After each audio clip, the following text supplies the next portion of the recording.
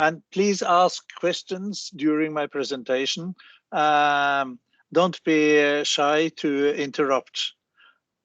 And you can have a translation if you like into English. So, excuse me. I'm happy to talk about population projections, which is an area I worked on for many years. First, a population projection or a demographic forecast. What is it? We have a regular population projection, but we also have something called forecast, and a forecast is something that has a probability attached to it. Is the most likely future development. We talk about weather forecast. We don't talk about weather projections. So, but a population projection can be any future development of the population, regardless of how realistic it is or not. Yeah, so as I said, it's the most likely future development considered to have the highest probability. And any projection is any calculation or estimate of the future development. And why make population projections?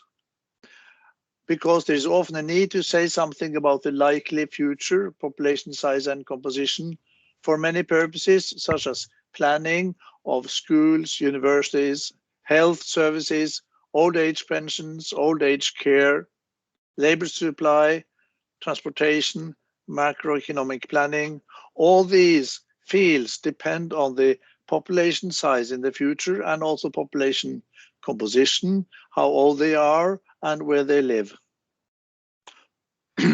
And the population projection may have policy implications if politicians see that the population, a certain population projection yields very, what we say, negative results or results they don't like. They can try to change some of the variables. For example, we have in China, they introduced the one-child policy because they thought there would be too many children and too high population growth in the future. Now this has been reversed. Excuse me. And there's also a great general public interest in the population size of a country. There are many methods for making population projections, some simple and some more advanced. The simplest is to have a growth rate extrapolation. If the population has been growing by 2% in a number of years, we just add 2% per year of the population, total population size. Even if the population growth rate has been declining from 3 to 2.5, 2.1, 1.9, we can extrapolate the growth rate. But this method will not give any results on the composition of the population. The most well-known method is the cohort component model, where by age and sex, where we follow the population cohorts of a population, that is age groups, and see how it matures and dies.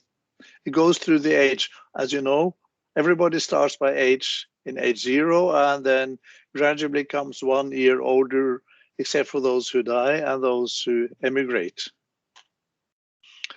There's also a method that is used a lot in some country, but is quite sophisticated, is micro-simulation, where a sample of the population, or sometimes the whole population, is exposed to probabilities of having a child or dying or emigrating or taking an education, working, becoming a pensioner, etc. And these then through all these they're exposed to these probabilities, and then we can then study the resulting population distribution. We cannot say anything about the actual fate of each person, of course. And then if you run it again, the results will be different. But it's done a lot in Statistics Norway. This method is used a lot, and also in countries like Canada and Australia and other countries. But then, as you know, the future is uncertain. And how do we deal with the uncertainty about the future? One way, which is the most common in Norway and in most of the countries, is to have alternative sets of assumptions. If we don't know what the fertility is going to be, we produce one set of projections with high fertility and one with low fertility, for example. The other approach is to have stochastic models, and where we can run a model many times and produce confidence intervals, and then we can say something about what is the confidence interval of the future population size and even population age groups. Because as somebody has said, the only thing we can be certain about is that the future is not going to be exactly like our population projection. There's always going to be changes. Any comments from Chile so far, or questions?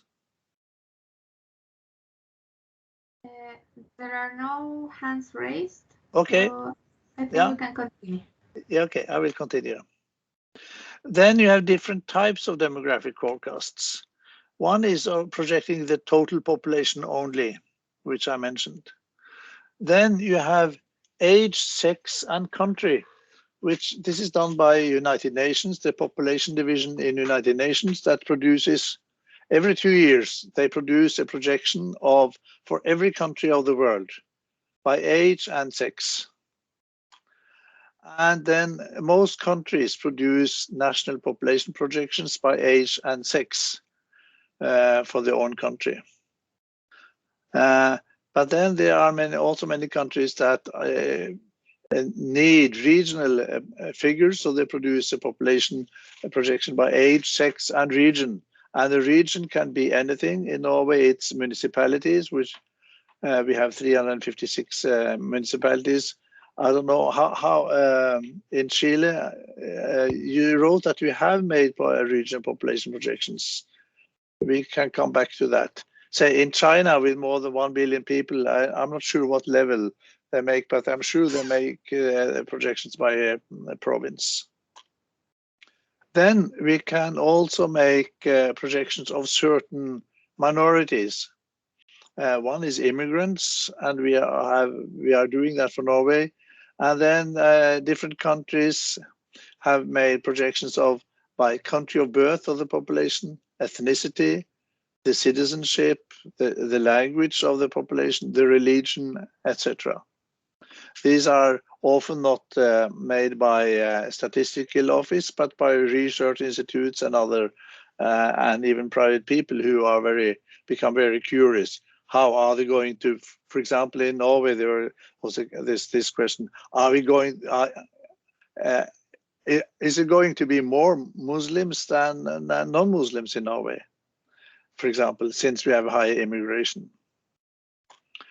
Then we have projections of special groups, such as pensioners, a number of people who draw a pension from the public is important, the number of people, and also how much they cost. Since we in Norway we have public pensions, so everybody's receiving a pension.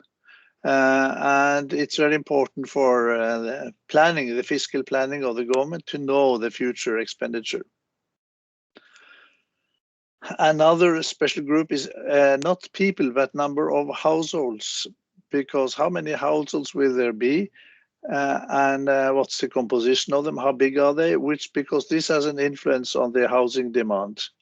Are we moving towards smaller households or bigger households? Are children moving out earlier, or do we have many three-generation families? Then we have projections of the labor market, which is important then also for economic planning. It could be a projection of the labor market, the total labor market, or it could be for special groups in the labor market. So how many with a higher education and with lower education, etc. needed. We have also projection of the population by educational attainment, how many have bachelor's degrees, master's degrees, primary school, secondary school, etc. And we are projecting all these in Statistics Norway. We have of health personnel, how many, what is the future, the projection of medical doctors, nurses, all those who do have different intensive care nurses, perhaps all those X-ray people, all those who are needed in the health service.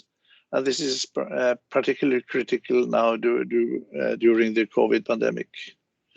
And also we are making projections of teachers and other educational personnel.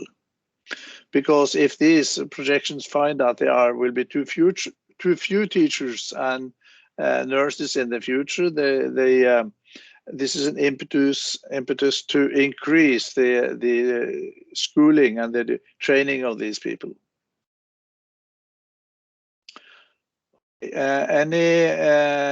Does Chile do any of these? Do you? Are you are doing the national age and sex population projections? Do you do any of the others here? Basically, for example, Miguel was telling us in the chat that here in Chile, our projections are about the municipality level, that it is 346. Okay. And basically, we build the projections based on sex, age every 5 years, and also urban and rural area. Okay. And I guess, Miguel, correct me if I'm wrong, but this kind of specific minorities or special groups, we do not do that. Okay, thank you. So the data requirements. Sorry. Sí, nosotros no realizamos ninguna proyección de grupos especiales. No tenemos ese trabajo. Yes, Miguel was emphasizing in what I said last, that we do not take into account that projections about special groups. Okay, thank you. Okay, now the most common method, the chord component method, has certain data requirements. The first, we need to know the initial population by age, sex, and region if required. And I understand from what you wrote that Chile, your initial population is the most recent census. Whereas in Norway, the initial population is drawn from the population register population. Then we need to know how many children are born by the age of the mothers. We need to know the birth rates or fertility rates, or fecundidad, as you call it, and we need to know the death rates, or which implies a certain life expectancy, also by age and sex. And we need to know the immigration into the country and the emigration out of the country, preferably also by age and sex. And all these data are needed at the national level, unless you have regional forecasts when you need to know migration between regional areas, say in Chile, between urban and rural areas in both directions. And possibly also you would like to use different birth rates for urban and for rural areas, because usually fertility is lower in the urban areas and the life expectancy is longer in the urban areas. It's higher. And as I said, we need data on internal migration, but very few countries have good data on internal migration between regions. And when we make projections, we need to actually we have to come up with estimates of the future, or to make guess for the future, and then it's very useful to look at the historical development of these rates. Say fertility rates, how fast have they been increasing or declining, and then to use that to make a path for the future, likely path for future development.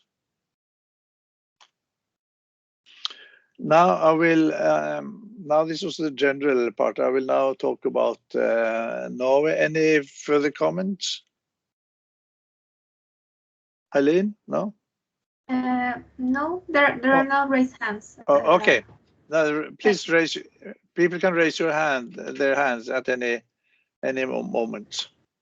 Now, national population projections and also regional are now made every second year. When I started to be in charge of this, first we made them, I think, every 3 years. Then the Director General found that the demographic behaviors, especially of migration, changed so fast that we should make them every year. So for a while we made them every year. We published them in June every year, but it was a lot of work every year. So now it's back to every second year. They are now made and published every second year, usually in June. Just like United Nations does for every country of the world. And in Chile, it's also every second. No, it's more rare, depending on the census, I remember. And the most recent projections were published last year. There were 2 sets. There were national population by age, sex, and immigration category from 2020 to 2100. Long series. Not that it is not that we believe that the projection for 2100 is going to be is very likely to be true, but it's interesting to see the long-term trends, especially for the age structure of the population. We also make regional population by municipality, age, and sex, but for a shorter period because the uncertainty is much higher. In Norway, we now have 356 municipalities. The biggest is Oslo with more than 700,000 people, and the smallest is an island in Western Norway with 200 people. And of course, you cannot make very accurate projections for a population of 200 people. So, and especially migration between these is going to be is very uncertain and can vary a lot. If one family moves away from this island in Western Norway, then one family of 5 people, it will affect the total population size quite a lot. The projections which are published by Statistics Norway are considered the official projections for Norway. So there is now no competition, no other let's see, official projections are made. There are some research institutes that make projections and a few others. The city of Oslo makes their own projections, but they also we make Statistics Norway make projections. So this is useful to have one series of projections that people agree upon and use, so that say different ministries don't use different projections. The same is the case at the international level. Previously, the World Bank used to make projections of all countries in the world, and also the Census Office of the United States made their own projections, but then it considered to be, well, not a waste of time, but it's better to have one set and to try to improve that as much as possible. So instead of making different projections, we can discuss the assumptions and the methodology. And these projections are used for planning purposes by central government for, say, expenditure, education, health, pensions, roads. And are used by local government, then mostly regional populations, for schools to plan expansion of schools or kindergartens, how much housing should be built, public transportation, roads, water, electricity consumption, etc. All of these depend on the projected or the future population. And we also have private companies, banks, organizations, shops that use the projections to say something about the future. Say, what is the demand for diapers going to be in the future? Or perhaps it may be that it's not only babies that use diapers, but also old people. But maybe they demand a different type. Now the population projection models for Norway. Let me say. Sorry. Yeah, we have the national projections, which include the immigration category. We have these categories. An immigrant is a person born abroad with 2 foreign-born parents. And then we have Norwegian-born persons with 2 immigrant parents. They are people born in Norway, but both parents are immigrants. And there's a lot of interest in these groups for various reasons, because some of these groups are not so easy to integrate into the society. Some demand quite heavy funding to enter the education, labor market, social support, welfare, etc. So that's why I will, if there's time, I can talk more about these projections at the end of my presentation or another time. Then we have, as I said, we have regional projections for 356 municipalities, also by age and sex, but not by immigration category. They have done that once, but then the uncertainty becomes much greater, because if you have these groups, then for small municipalities, the uncertainty is too high. Eileen? Yeah, question? Sí, la diapositiva anterior.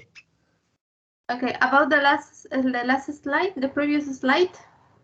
Yes. Sí, la desagregación entre inmigrantes y nacidos en Noruega son, para entender, en sus proyecciones tienen 3 categorías: noruegos, inmigrantes y nacidos fuera de Noruega. ¿Eso es lo que entiendo?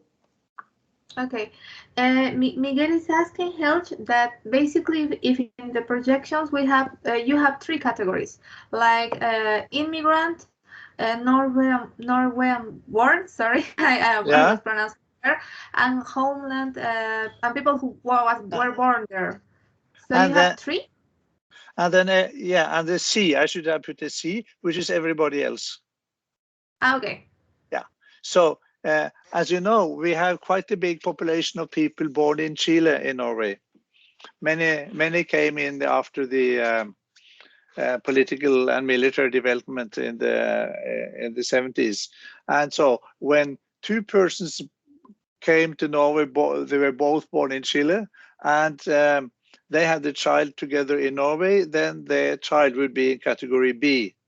But it also has happened many times that a man from Chile, for example, marries a woman born in Norway, and then their child would become in category C, meaning everybody else. So it's only these 2 groups. We could have made more groups, but then it becomes very complicated. So that's it. Did I answer your question? Y toda la información ¿es posible obtenerla con esas 3 categorías? Nacimiento, defunciones, migración. Sí. Para hacer el modelo. ¿Sí? Yeah, from the register of the population, we can get all this information. Because, and the secret is that for everybody in the register, we have information about the country of birth. Y en el registro de población tienen la categoría ABC asignada para saber la lógica del inmigrante y la diferencia entre A y B en realidad. ¿Cómo pueden distinguir la diferencia entre A y B a partir del registro? Esa es mi duda. Yeah, can you translate, Eileen? Yeah, please. Of course. Now Miguel is asking, and if the population register, you can distinguish these categories of migration, like type A or B, or if it is done afterwards, after having first having the information on the register and then categorizing it for the population projections. How do you work with that? No, there is information in the register about country of birth. Okay. So and there's information about the parents also. So most of this is in the register of population which is based in the tax authorities. But this Statistics Norway also, we have a special statistical population register where we categorize everybody as in A or B or C. Or other groups, depending on where the person is born and where the parents were born, and actually also where the grandparents were born. Okay. And this does not depend on the citizenship. Most say, I think, almost everybody of the Chileans who came to Norway in the 1970s and later have become Norwegian citizens, or very many of them, but they are still they have this immigration background. Okay. So, but I'm happy to say that, yeah, sorry, okay. The last question. ¿Las proyecciones al mínimo nivel también tienen esa desagregación de nacionalidad? And Miguel is asking is whether the projections at a lower level, as you were saying, municipalities, for example, if you have this desegregation about migration, and I think you answered that during the presentation, that because of the that it's more complicated to address that, you don't. But am I correct? Yeah. I'm not sure I understood quite, but even for small municipalities, we know everybody where the population, where they were born, and if they immigrated to Norway. That is known. But the problem is to project this population, because when the population is very small, there's more random noise, as we say, that they. We cannot be so certain about the future when we have small numbers. But even for everybody living in Norway, we know exactly, even at this small island, Utsira, in Western Norway, we can look up the register and see how many people there were born in other countries. So, but projecting is for the small areas is the problem. We could, doing it is not the problem, but trusting the results is the problem. Yeah. Thank you. Gonzalo, do you have any question? Sí. Para la emigración, ¿solo usan datos de su registro o también buscan otro tipo de información? Also from the register, yeah. Emigration. Immigration, yes. Do you use just your register, or you use another sources of information? No, we use the register also for that, but I don't know if I mentioned yesterday. Now, when people immigrate to Norway, we get to know, we have information of most people, because they register to live in Norway. Some may need many will need a residence permit, or they are Norwegian citizens who return from a stay abroad. But for those who go abroad for permanently or for a shorter time, they are often not so good at reporting their emigration. So there may be long delays. But for most people, we know it's also from the register. So people register their emigration, although that is the part of this component that is most poorly registered. But it's all from the register. Thank you, Helge. Is there any questions? Okay, I will continue. Okay. Yes, continue, please.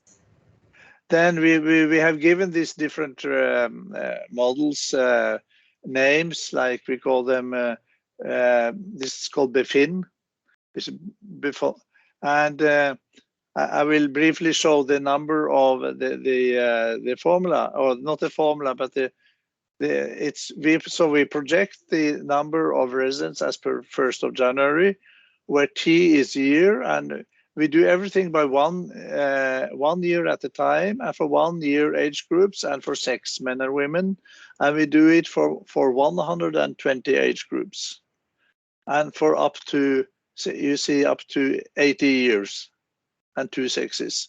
So that's what we project at the national level, and then I can show you later when we can also do it for the immigration categories. Then we need to make assumption about the fertility rate for women from 15 to 49 years, also by 1 year age groups. We need to make assumptions about the death rate, or actually death probabilities, from 1 to 104 and 105 and above. And we need to make assumptions about the immigration rate in each age group, and by age and sex, how many percent in each group emigrate every year in the future. Now, and we also have to make assumptions about immigration. But since we cannot compare, there's no such thing as an immigration rate. So we make an assumption about the total number of immigrants, and we distribute these by age and sex according to the previous distribution. So as I said, since the future is uncertain, we make alternative projections about the future development of the total fertility rate, or age-specific fertility rates, actually, life expectancy at birth for each sex, or death probabilities. And we also need to make assumptions about the net immigration flow. Each set of national projections results is described by one character for fertility, life expectancy, and net immigration, because we can make many combinations. We can have low fertility and high mortality and low immigration, etc. So we are using letters for this. M as for medium level of future fertility, for example. L low, H is high, C is constant. E means zero net immigration. That means that the number of immigrants is the same as the number of emigrants, but since the age and sex distribution vary between these two flows, then it can still have an effect on the population, since immigrants are usually younger than emigrants. Then we also can assume that there's no net immigration. That means we are closing the borders completely, like during the pandemic, but not for the whole year. Nobody is let out, is entered into the country, and nobody leaves the country. So we can use these to make different assumptions. And the main series, or main alternative, is called MMM, which means that we have assumed medium fertility level, medium life expectancy, and medium net immigration. Another example is an alternative for extreme aging of the population, where we assume very low fertility, so very few babies are born. People live for a very long time, many years, and there's no net immigration. This is, I would say, an analytical example. It's not realistic at all, but for some purposes, it's interesting to know the consequences of this. So with this, and now I'm not considering the regional projections, only the national. And you see here we have at least 4 times 4 times 5, 80 different series or alternatives. And but we don't make all these and we don't publish them. We make more than we publish, but we study them and can write about them. But this is, as I said, mostly for analytical purposes. So just to show you background, this is historical also. This is a total fertility rate, very long time, since 1850 to until last year. And so what is the future path going to be for the total fertility rate? So is this the rather sharp decline in recent years going to continue, or is it going to stop, or is it going to increase again? That is the, so we have certain models to study this.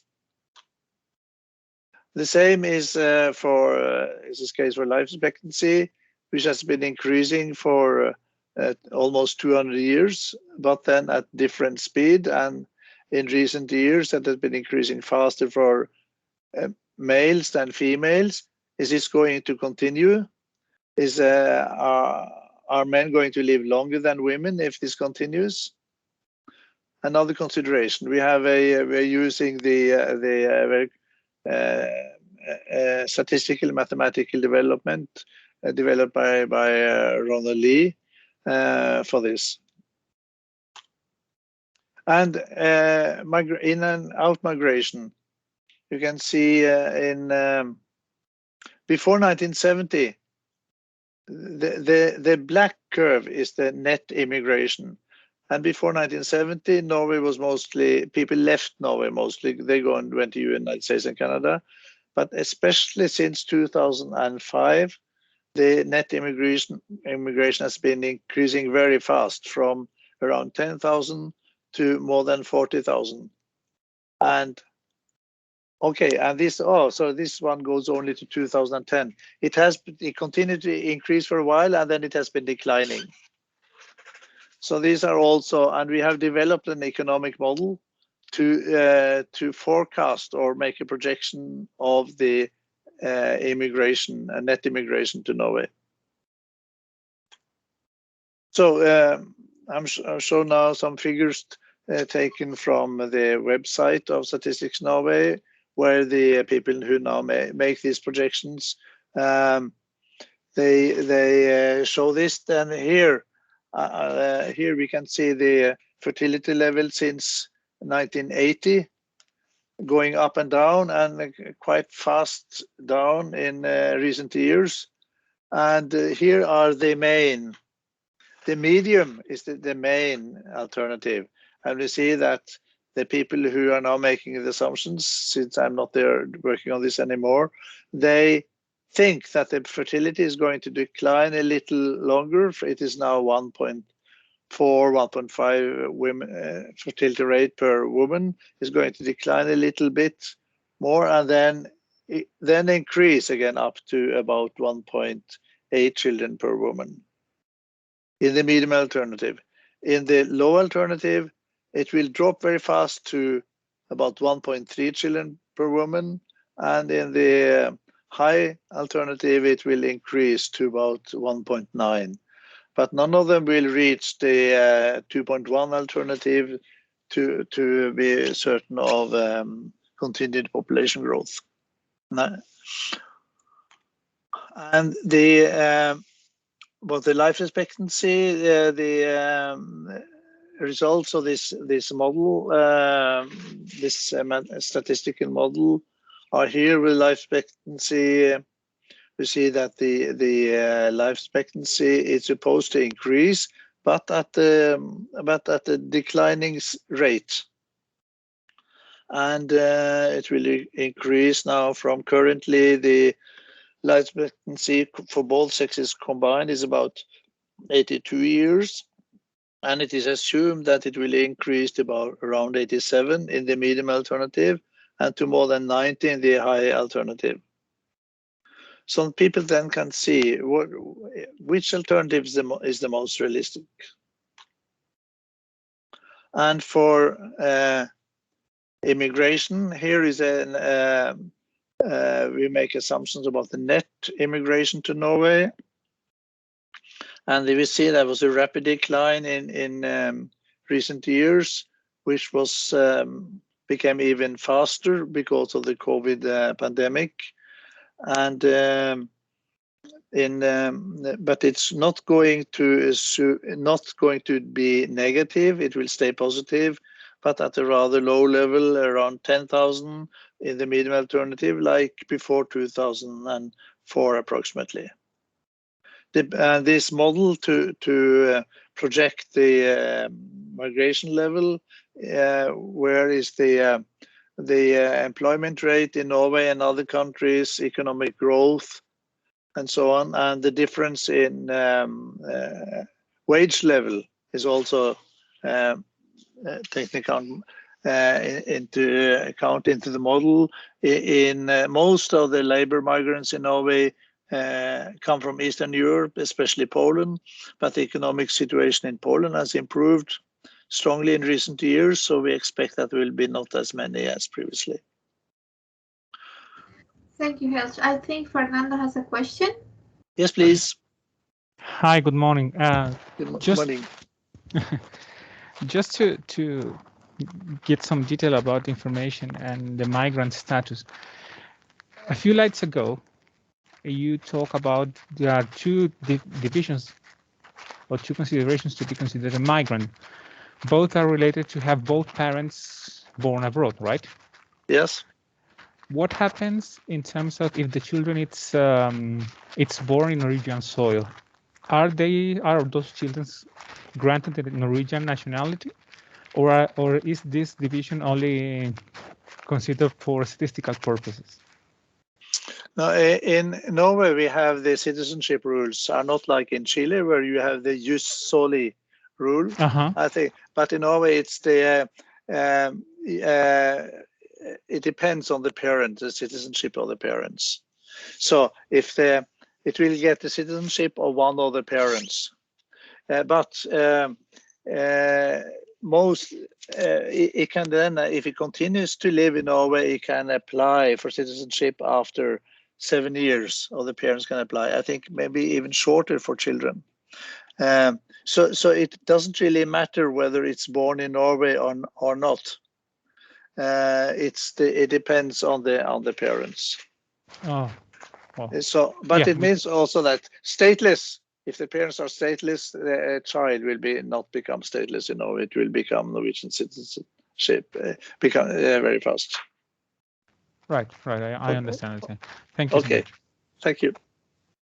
Very interesting question. Thank you. Just because we have several reasons, the migration, the nationality rules that you mentioned before. Those are ius solis, ius sanguini. Yeah, yes. The other one, I guess it's the one when it's granted by the government because you did something amazing here in Chile. But well, that's what they say. Yeah. And I think that changed a few years ago, and every children born here in Chile, even though their parents might not be Chilean, they are considered to be Chilean, and they have our nationality. I think that changed 8-10 years ago. I'm not sure. Yeah, as you know, in the United States, everybody born on the territory of the United States has a right to apply for citizenship when they are 18 or maybe before. But that is this jus soli rule is mostly on the American continent, whereas in most of the rest of the world is jus sanguini. Also, that means follows the blood. That means. Yes, I know. Yeah. Thank you so much. Thank you. So now, of course, we make. Excuse me. Sorry, another question. Yes. What kind of model do you use in the projection of the fertility rate? Yeah, we have used different models. One is we have tried to project parity. Parity is the number of births that the woman has. So let's see, what about childlessness? How many childless women will there be in the future? That is one of the models that have been used. But otherwise it is, and how many will continue from having one child to having two, from having two to three, etc. And we know that the fertility decline in recent years, or even the whole of this century and the previous, is mostly because the high order births are disappearing. There are very few women in Norway who have now 4 or more children. And I think also 3 parity women are also declining. So, but there are still quite a few. I had 3 children myself, and 2 of my daughters had 3 children each. So it's not totally disappearing, but as I said, there are very few women who have more than 3 children. But childlessness is still not very high. At 12–13% of women in Norway are childless voluntarily or involuntarily. So we have also tried to make statistical models of fertility, but it's not easy, because what's the behavior? Fertility, it's difficult to model fertility as a behavioral model. What determines fertility? The income, unemployment, education level, etc., efficiency of contraception. So it is not easy. Then you could have, of course, a purely statistical model. But if you do that, you get very wide confidence intervals if you just do a statistical analysis, time series analysis of the fertility. So it's not easy. So you have to guess more or less and say what is the most likely future, or think in a kind of scenario. Say, what if now we have this climate, very bad development of climate. If this climate development becomes even more negative than it is now, global heating and more extreme weather, many couples may decide not to have as many children because they think the world is of future. And the future of the world is very uncertain and very bleak. They are not optimistic, they're becoming pessimistic. So that could affect the fertility greatly, I think, if people are becoming very pessimistic about the future. Another thing also is the pandemic, infectious diseases, wars also could affect fertility negatively. But all these are difficult to predict. Wars are difficult to predict. Pandemics a little easier, and the climate change is now becoming not difficult to predict. We know it's going to be bad. So I will show you the report where you can read more about this. Now, let's see. Yeah, now I talk about the publishing of the results. Of course, if you don't publish the results, they are cannot be used.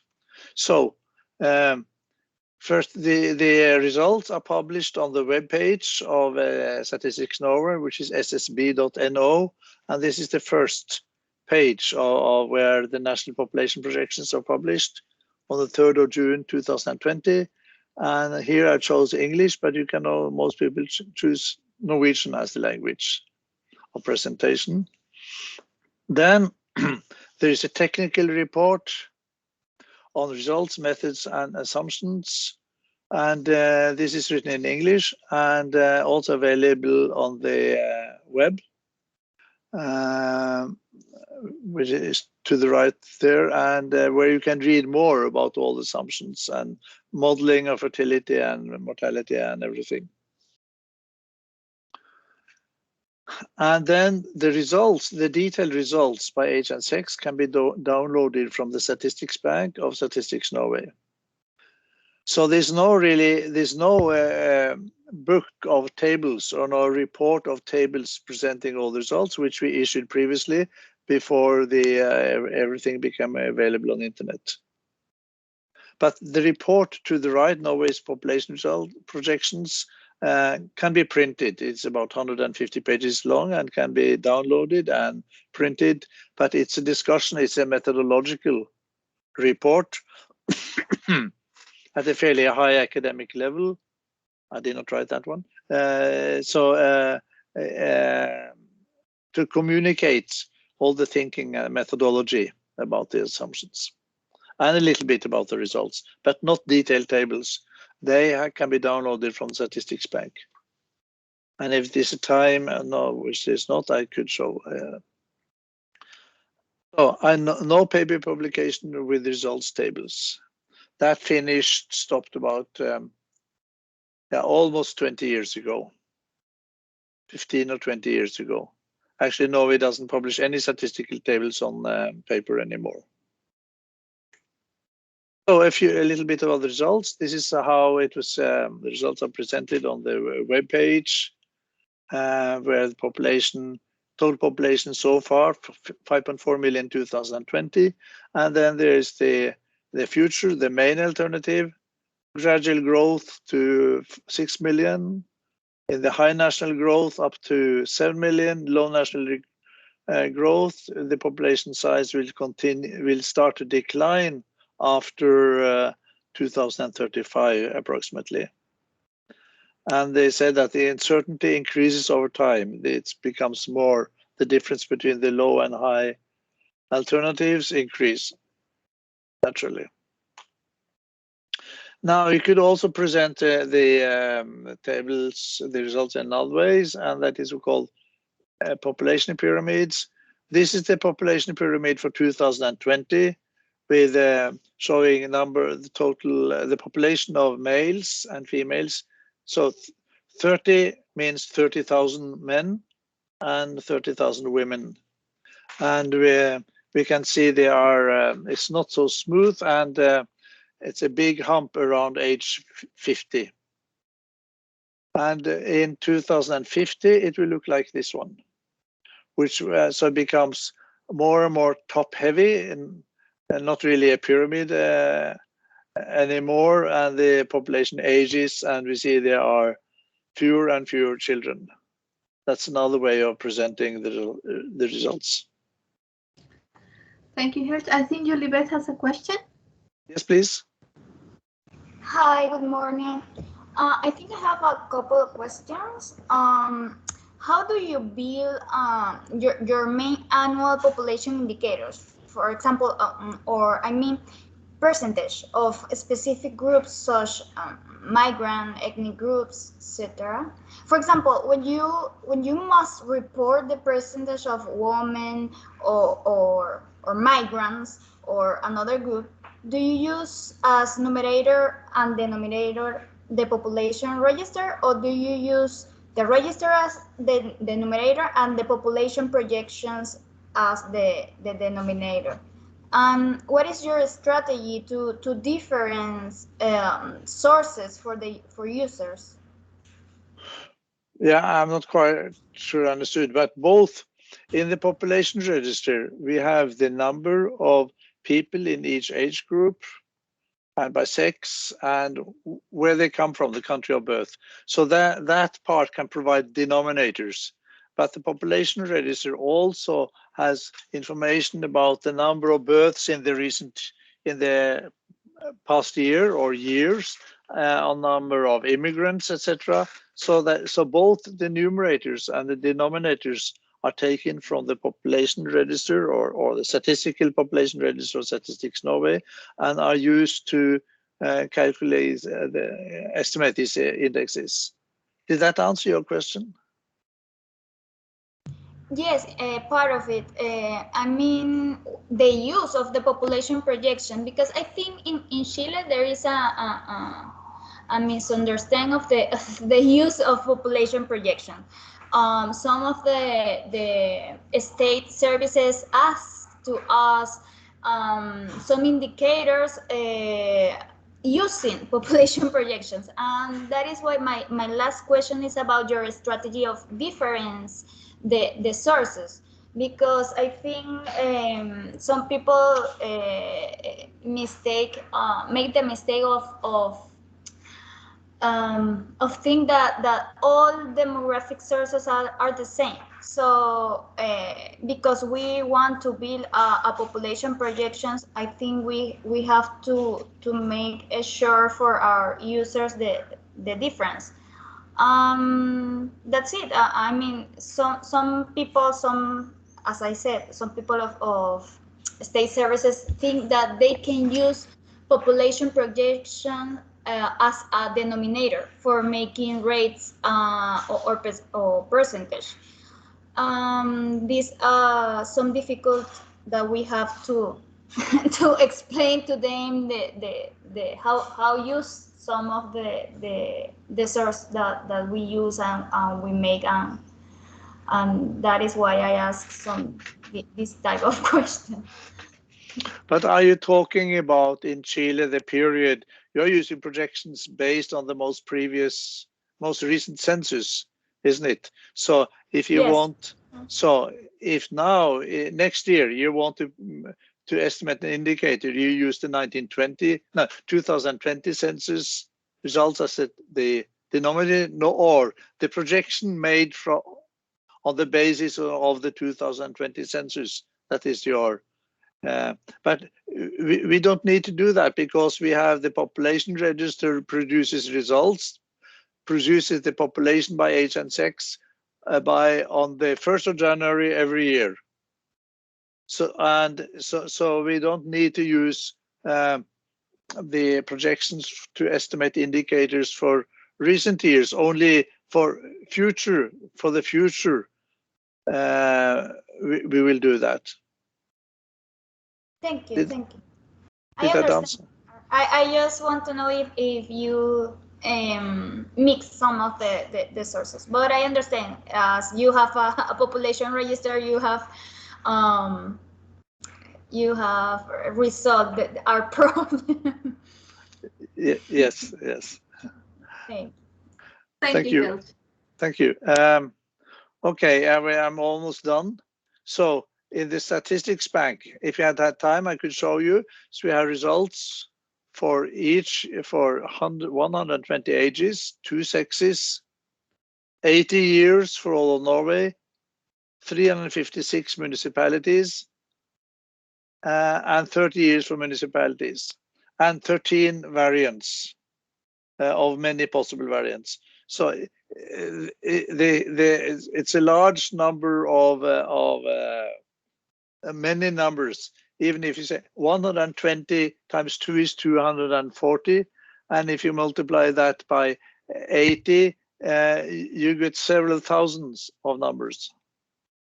So it's enormous amount of data where people can find their own data. So if they want to see how many children there are of school age, I don't know what it is in Chile, but say in Norway now children start schooling at age 6, and if you want to see how many 6-year-old girls and boys there will be in the future, they can find those numbers in the statistics bank and make their own table. So to finish, international institutions making population forecasts for countries, United Nations Population Division, United States Bureau of the Census. I'm not sure whether they used to make them, but I'm not sure what they do now. But Eurostat also makes projections for European countries with a common set of assumptions, but also all European countries make their own. So conclusions, population forecasts are useful for many parts of society. Well, I would say they are not only useful, they are necessary for a well-organized society. And a unique, authorized, well-prepared set of projections facilitates planning and policy discussions. We need data of good quality to make reliable or realistic population projections. But projections require analysis and discussion of past and future trends. Data requirements and elaborations of future trends have an important educational analytical function. So I'd say that making the projection, so that writing a program and putting the data into the program is not a is not so difficult. It's technical, but making the assumptions, that is an art or a science. There you have to use your judgment and scientific methods, and perhaps even some artistic trends. So since it is now past the hour, I don't know. I wrote projecting the immigrant population if time, I wrote, but I don't know if there is time or not. What Eileen? Should we finish now and do this another time, or what do you think? I think, is it about, I don't know, 10 minutes or something like that? Pardon? Should I go on? Yes, I think, Miguel, do you have like 10 or 15 minutes and you guys from the team in order to stay for that? Si para ellos no es un problema, nos gustaría escuchar el término. If it is not a problem for you, Helge, we can continue. Okay, I will do continue a little bit. Thank you. I have to leave you guys, but it was Okay. very interesting to follow this session. And, thank you, Vivian. Thank you so much. Let's see whether we should have contact again to follow up on also on our other subject matters. But this is something we can come back to, and I can also discuss with Silja. Thank you. Thank you very much. Have a nice day. You too. Bye. Bye. Bye-bye.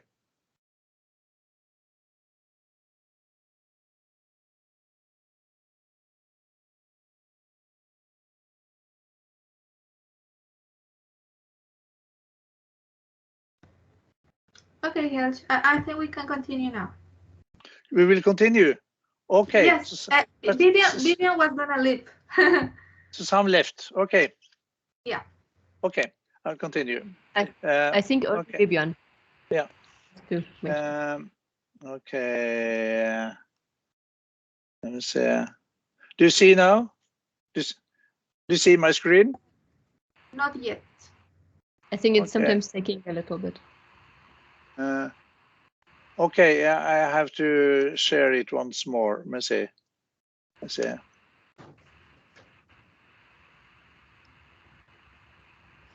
Do you see it now? Yes. Yes. Okay, thank you. Okay, now the background for projecting the immigrant population was that there was a rapidly increasing immigration to Norway, especially since 2004, because that's when the European Union let many new countries in Eastern Europe become members of the European Union. Norway is not a member of the European Union. We have had the referendum twice, and but said no. But Norway is a member of the European Economic Cooperation Area, so we have many of the same rights and privileges and duties as members. So this means that people, say in Poland and many other Eastern European countries and Western European countries, of course, can freely come to Norway and live and work, almost without restriction. So then when there were 8 new countries became members of the European Union in 2004, in the following years, immigration increased very rapidly. And we also have, of course, we have refugees and asylum seekers coming from many countries, which has also increased in recent years. So there was a strong interest in the number of immigrants in Norway and the children, and there was an increasing demand for projections.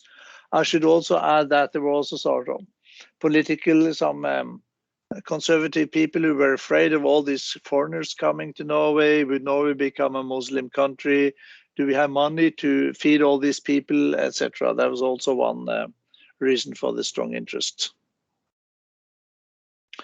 But also that the number of immigrants also affect demographic behavior, say including fertility. Say some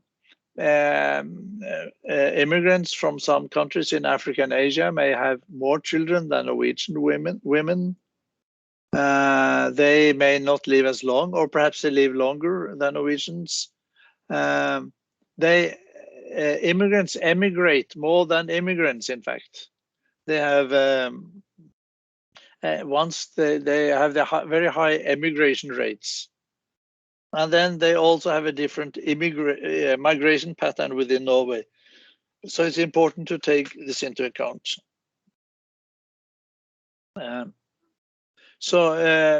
found that there was a need to incorporate immigrants into the national and regional population projections.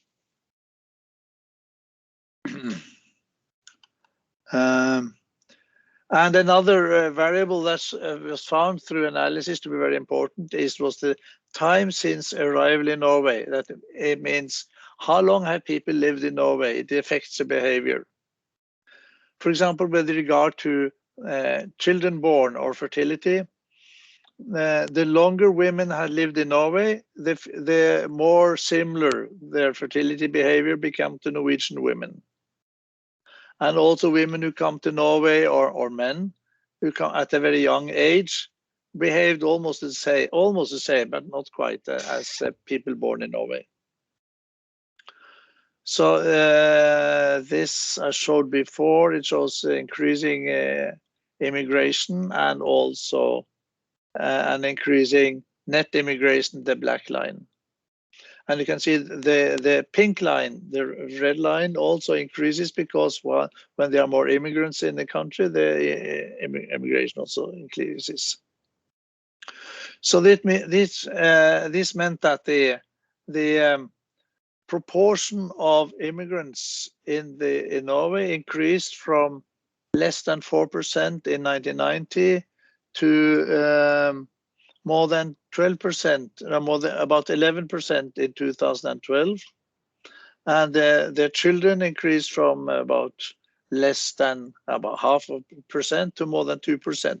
So Norway, as most countries in the world, are marked by sort of, they are becoming a more heterogeneous population. There was also big differences in the pattern. Where do the immigrants come from? We see that the red line here are immigrants from Eastern Europe, European Union countries in the Eastern Europe, which started to increase very fast in 2005, and many of them were workers. Most of them were workers, and some were family members. The blue line are the green line are people from Asia, Africa, and Latin America, which have most of them are come as refugees through United Nations or as asylum seekers, and has been also quite rapidly increase at the end of the 1990s, and then it's stabilized between 10 and 15,000 with certain peaks. If I had extended this, you would have seen peaks. It depends on political unrest, say in Afghanistan and Syria, etc. But it also depends on the policy in Norway to receive immigrants and to grant asylum. And since Norway is a fairly wealthy country, there are many people who want to come here because they think it's easy to find work and they get economic support. So the blue line is the immigrants from so-called Western countries, which is has also Western Europe and United States, Canada, Australia, New Zealand, which has also increased in recent years. Many of these come as family members. They marry Norwegians. Okay. And this here shows that here is from the population register. You see the green bars are those born abroad with no parent or grandparent born in Norway, or born abroad with grandparents born also abroad. So it has increased rapidly, and these are the different groups which I mentioned before. So these are the groups. As I said, I forgot to mention the group C, which is everybody else. And we did this for 3 groups of immigrants: European Union countries in Eastern Europe, Africa, Asia, and Latin America, and 3 the rest of the world. So we did it for 2 groups and for 3 country groups of this. And the model here again, so we have number of residents. I say I'll go down here. By in year T, with by sex and age, in migration category, and duration of stay in Norway, and country background. And the fertility is then varies with the country background. So we made special assumptions about the fertility for women from Eastern Europe and from Africa and Asia and Latin America and the rest of the world. And the same for the death rate. Or actually there, I think we made, these differences are very small. So I think we assume the same death rates for everybody. But when these come to Norway, the immigrants, we have to distribute them by age and sex. And also calculate immigration rates, which I said are much higher for people who have immigrated to Norway. And when we do that, sorry, yeah. So we did that, but I didn't have time. I thought I would do this next time to show the results. But you see, the model is the same as the national population projection model, but we add immigration category, duration of stay in Norway, and country background, the red parameters. So it becomes a more complicated model, and it demands more data, and more analysis, but not impossible. There are also other countries which have done this similar things. As I said, Norway, we project Norwegians and 3 groups of migration background and their descendants. In Sweden, they do it for country of birth, or they mean born in Sweden and born outside Sweden. In Denmark, they do it for Danes, and those 2 groups for immigration background were Western and non-Western. In Netherlands, they do it for the Dutch people and for T groups of origin abroad. In the United States, they have 5 race and Hispanic origin groups. And in Canada, they have something called visible minorities, but they only do it through microsimulation. So the data taken from sample surveys. So there is an interest in many Western countries in this, since the world is becoming more international and there's more migration, and then politicians and planners would like to know how many there are of people from different countries.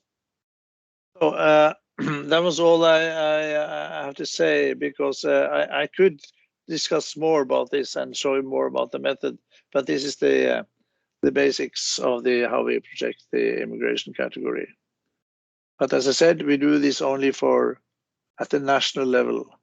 We did make it for some groups or municipalities once, but the results were not so reliable, so we don't publish those. We don't do it again. Okay, any question, please? Any questions?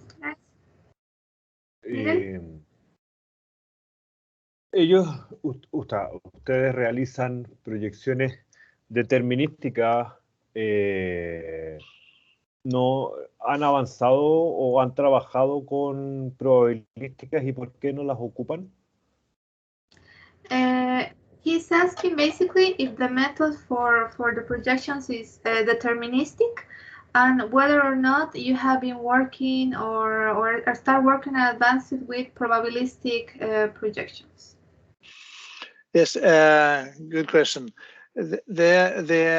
Most of the results, we have worked with probabilistic projections also, we have published some, but this is more at an experimental analytical level. So the results that we publish that I show you, which is in our statistics bank, are all deterministic. We found that it is quite difficult for planners, say a Ministry of Finance, to understand what the probabilistic projection is and how do they use confidence intervals for the planning. How do they use confidence intervals to plan their old age pension expenditures? That is a challenge. And also, since we make regional population projections, I think that's very sophisticated. I don't know if it has been solved now to make probabilistic projections both at the national and regional levels at the same time. So, do you have any experience with probabilistic projections in Chile? No. No. Queremos estudiar y hemos tenido contacto con otros INES de la región, pero en las últimas proyecciones solamente usamos determinísticas y una sola variable. No presentamos escenarios altos, bajos, medios, solo el medio, por lo mismo que señalaba recién. Es difícil comunicarle o explicarle a la gente o para la planificación qué variante tomo. Una comuna pudiese tomar la variable alta para conseguir más plata, por ejemplo. Okay, he was saying, Helge, that here in Chile we do not work with probabilistic yet, that we have been studying this line of work and also have talked to other countries of the region. But what we have published now, in the current work, it is based on deterministic, and also that they use basically one variable that's the most important, and only in one context, like the medium one, because it would be difficult, for example, for our municipalities to say, as it is like 356, it would be difficult to say why one municipality took like the high context or the low one. Maybe it can be complicated to explain in order to, as it involves finances and public policy and all of that. As you were mentioning, the communication and how to explain it to our users, it's difficult.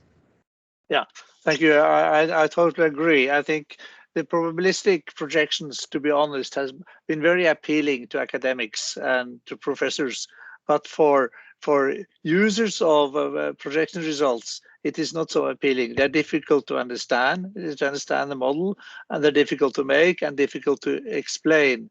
So even though we have one of the best world leader on projections, including probabilistic projections, lives in Norway and has been also worked for Statistics Norway, Nico Keilman. Even here, it is not a major part of our projection program.